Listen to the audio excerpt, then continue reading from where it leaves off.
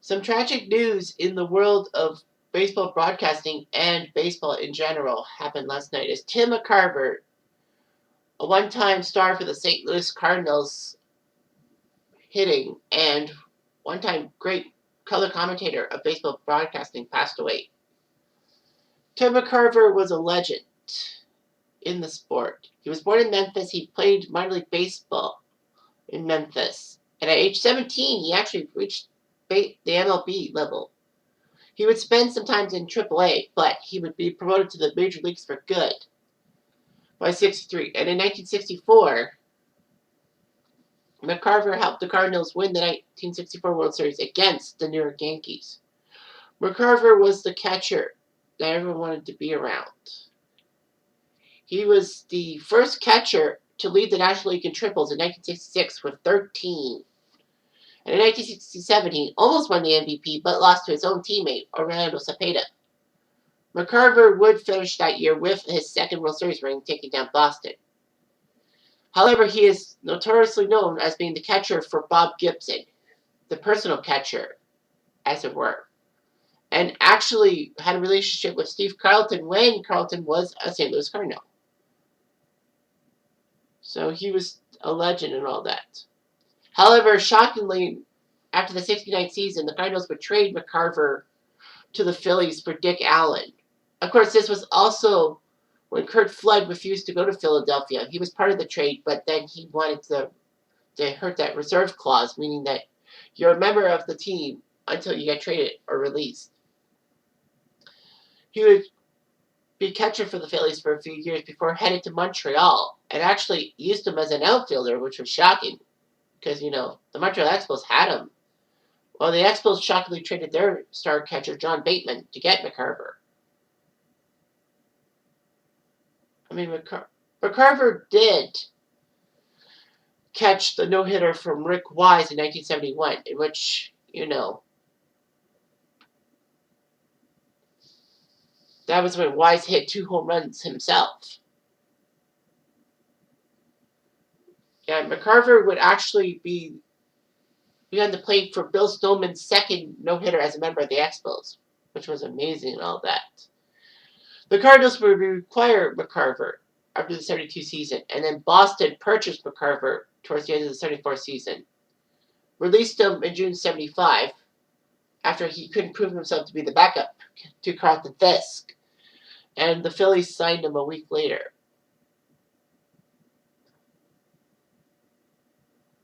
McCarver would be reunited with Carlton.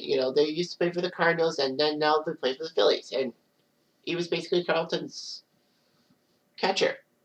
McCarver, on the 4th of July, 1976, the actual 200th anniversary of America, hit what we call a Grand Slam single. He hit a Grand Slam, and then somehow he passed Gary Maddox with the base path, which you cannot do. The runners have to run in order. So because of that, McCarver was only credited with a single. McCarver said, "I didn't pass him. He lapped me." Anyway, McCarver would retire after the 79 season to be a broadcaster. However, he came back for a handful of games in September 1980, making him one of only 29 players in history to appear in Major League games in 4 different decades: the 50s, the 60s, the 70s, and the 80s. McCarver was basically the color commentator you would like to see and all that. McCarver, for me, would be most memorable for his 3 shows, the Not So Great Moments in Sports. They did a 3-part series and all that. And I would watch all 3 videos and learn about stuff.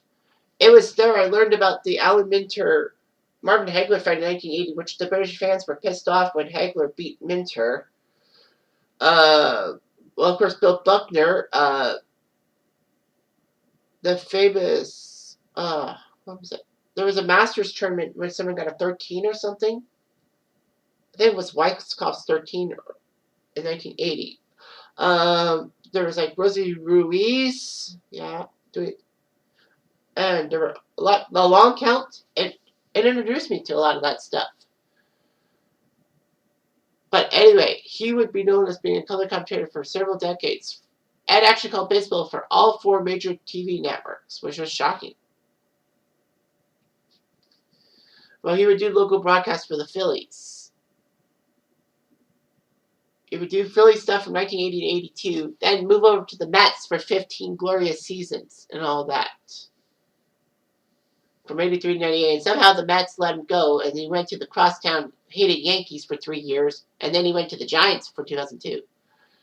In fact, he's only one of 3 sportscasters to cover both the Mets and the Yankees, alongside Fred Healy and Tom Seaver, and one of 3 sportscasters to cover the Mets and Phillies, with Todd Callis, Harry Callis' son, and Tom McCarver. McCarver was actually a backup Game of the Week commentator for NBC for a few years, which was shocking. It was like, you worked for NBC? You actually did. I was shocked. And then he would go to ABC between 1984 and 1989. He was actually a last-minute replacement for the 85 World Series for Howard Cosell. It was supposed to be, the 3-man booth was supposed to be Al Michaels, Jim Palmer, and Howard Cosell. But because Cosell's stupid book, I Never Played the Game, actually was so controversial and critical of ABC that Cosell was yanked off ABC for good. No Monday Night Football and no baseball. So McCarver would be the color commentator alongside Jim Palmer. And then, he was there for CBS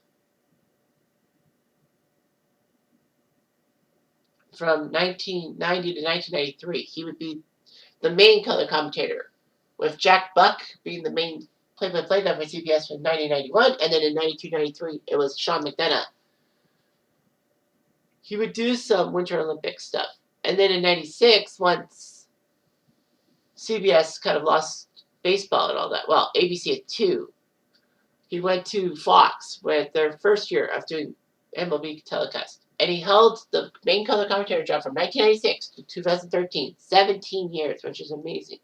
And McCarver would commentate on every World Series from 2000 to 2013, with Fox having the World Series every year since 2000. Anyway, McCarver in 2003 set the record by broadcasting his 13th national televised World Series, surpassing Kurt Gowdy. He would do 24, which was amazing and all that. He would actually leave Fox after the 2013 season, which was shocking. Because, to go out on top, he would be a part-time analyst for the Cardinals and would call some matches each year through 2019. McCarver announced his retirement from broadcasting just last year, April 2022. He would do the nationally syndicated sports interview program, The Tim McCarver Show, for 17 years. McCarver got himself in a couple of situations. The biggest problem was in 92 at the NLCS. He criticized Deion Sanders for playing football and baseball on the same day. After the Braves won Game 7 of the NLCS, Sanders would find McCarver and dump a bucket of water 3 times. And McCarver would shout at Sanders, "You're a real man, Deion, I'll say that."